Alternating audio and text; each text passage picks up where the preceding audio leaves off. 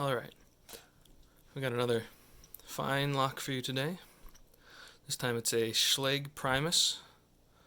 It's a fairly complicated little lock with, from the key, you can see from the key it has 6 top pins and 5 finger pins. You can see you got 1, 2, 3, 4, 5. They're all low cut pins. What's interesting about this key though is you can see that the grooves are all sort of unevenly spaced. So what happens there is the finger pins rotate, and you have to have them rotated in the correct orientation to actually get them to set. At least that the finger pins do anyway. The top pins are just regular key pins and driver, standard pin-tumbler pins. They're a little tough to pick just because they have pretty good tolerances. For tensioning, I'll be using a Sparrows 50 thousandths pry bar, and I'll be using a Peterson number 1 and 18 thousandths for the top pins, and I'll be using this paper clip that I've formed the tip on for the finger pins. Applying counterclockwise tension just because I have not been able to get this open with clockwise tension. I'm not even sure it's possible. No, I'm sure it is. Just you got to be better than me to actually get it open that way. And the top pins, they always feel mushy. Just the tolerances of them are pretty tight, so it's hard to actually tell. Once you got something set, you'll feel a little bit of a click, but it's very subtle.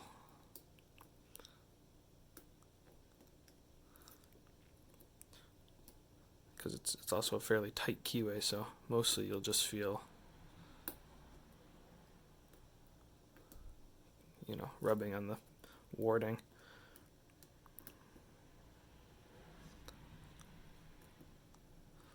Easy to overset things.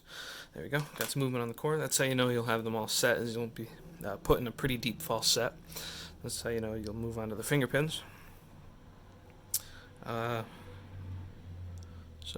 Once you get those done, you can use your finger pin tool to rotate all the finger pins to the correct orientation.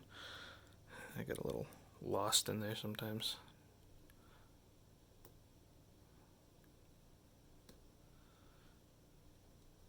There you go. I think that's all correct. Then you can lift them all at once if you have a thin enough tool.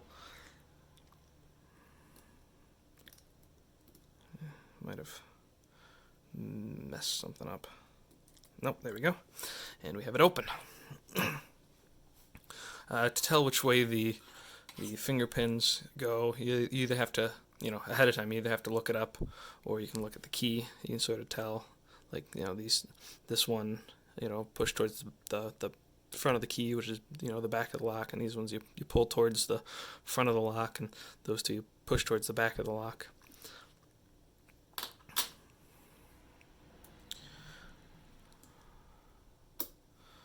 Alright, let's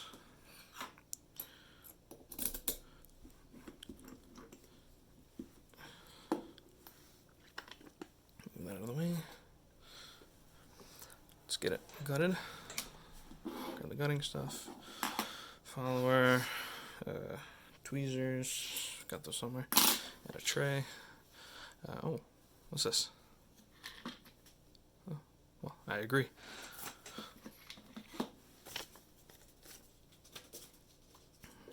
Alright, let's take the key out for right now. Get the cam off the back.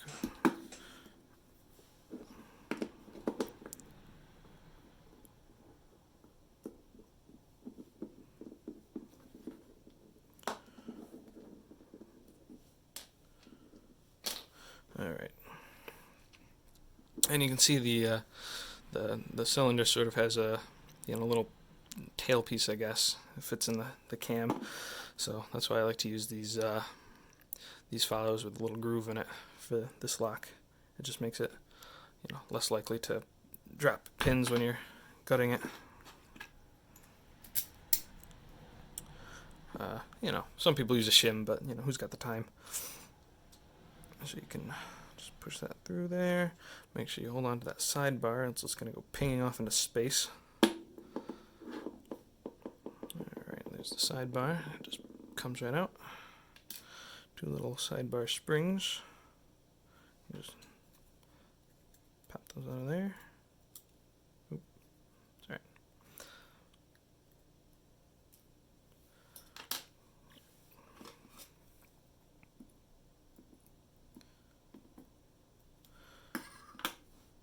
Okay, drop the key pins out. 1, 2, 3. Oops.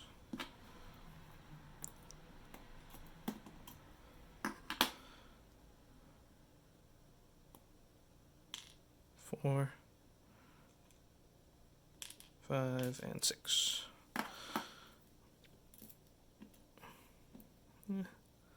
Not terrible bitting, a few highs and lows, but nothing that a standard hook can't help. The driver pins are all standard.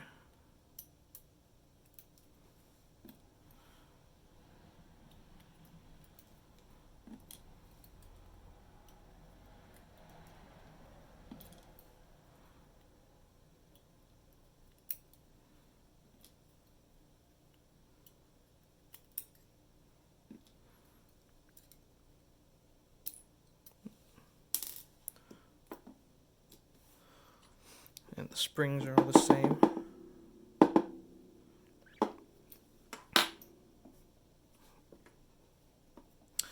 course, it lands just in the wrong spot.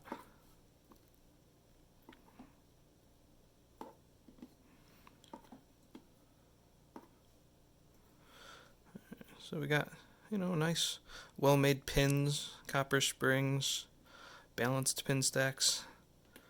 Not a bad higher security lock than a standard Schlage. Alright, and we've got the finger pins on the bottom. As you can see, they're rotated to fit those uneven grooves in the key. These ones that I have on this lock are all lower cut pins. I'm not sure what the bitting is like on most of these. I only have the one that I've picked, but I believe that there's a low and a high cut of these finger pins. So these are all low cut, thankfully, so it makes them a little bit easier because you don't have to lift them to set them. You just sort of rotate them and just kind of slide your tool under them to get them set. So you just kind of slide the key back and it keeps them in place.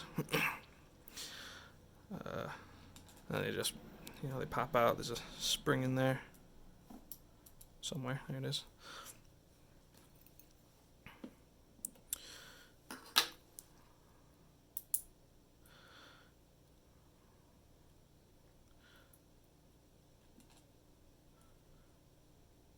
Little springs, small,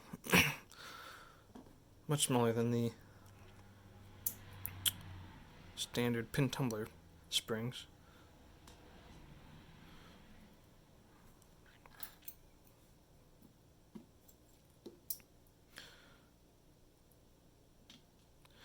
And you got to be careful when taking the finger pins out, because oh, there it is.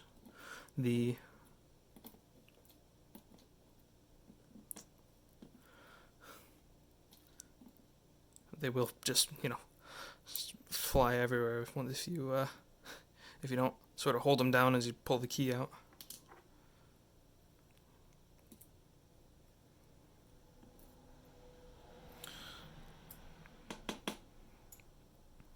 So there's the core. no counter milling or anything. Just slots for the key pins. You can see the standard, the Schlage, reminiscent of a C keyway. It's slightly different though. A regular Schlage C key will not fit in here. Has a few extra bits of warding. You can kind of see it at the top there and a little groove there. But the pin or the key for one of these will fit into a regular Schlage C keyway. It's sort of a way of master keying a series of locks that if you have a bunch in a office building or something. So you can see the pins, they have grooves, and the grooves are offset from the rotation of the little nub there that's lifted up by the key. So when you rotate the key pin or the finger pin, it'll match the groove in the sidebar.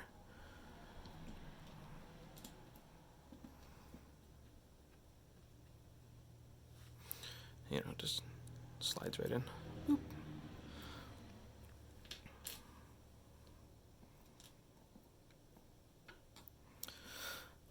Oh, and there's a little, the tops of the key pins are hollow to slot the springs into. So yeah, it's a pretty interesting lock. A nice set of pins. Kind of an interesting mechanism. Certainly tough to get a hang of. Tough to pick. So yeah, thanks for watching.